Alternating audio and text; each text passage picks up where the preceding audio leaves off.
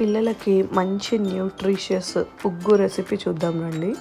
First rice వచ్చేసి 3 cups తీసుకోవాలి. మిగతావన్నీ 1 కప్పు.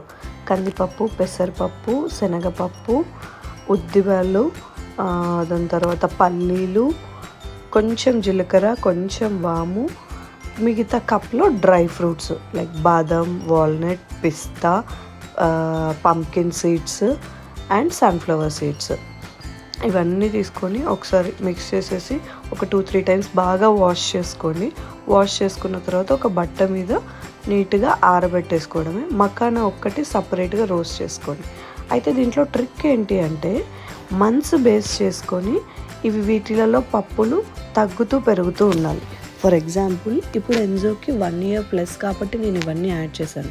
కానీ 6 months అప్పుడు రైస్ క్వాంటిటీ ఎక్కువ ఉండాలి, పప్పుల క్వాంటిటీ తక్కువ ఉండాలి, డ్రై ఫ్రూట్స్ క్వాంటిటీ ఇంకా తక్కువ ఉండాలి.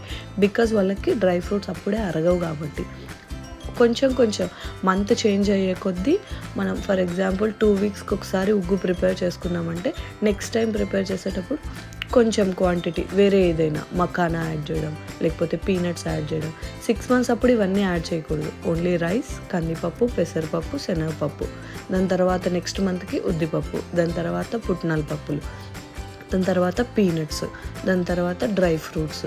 ఒక్కొక్క డ్రై ఫ్రూట్ ఇంట్రొడ్యూస్ చేయడం, వాళ్ళకి పడుతుందా లేదా, ప్రాపర్గా డైజెస్ట్ అవుతుందా లేదా చెక్ చేసుకుంటా ఒక్కొక్క పప్పుని ఇంట్రొడ్యూస్ చేస్తూ ఉండాలి. నేను ఓన్లీ ఉగ్గు ఆరబెట్టడం కోసము సపరేట్ టవల్స్ యూస్ చేస్తాను.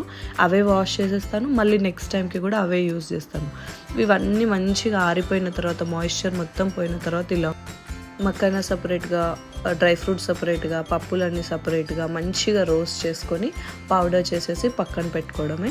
ఇవన్నీ మంచి ఎయిర్ టైట్ కంటైనర్లో స్టోర్ చేసి బెటర్ ఫ్రిడ్జ్లో పెట్టేసుకోండి. అంటే ఎక్స్ట్రా ఏమన్నా ఉంటే స్టోర్ చేసుకుంటే మనకి ఈజీగా 1.5 month ఈజీగా వచ్చేస్తుంది. నేను ఈసారి కొంచెం ఎక్కువ ప్రిపేర్ చేసి పెట్టుకున్నాను, ఈజీగా ఉంటుంది అని చెప్పి.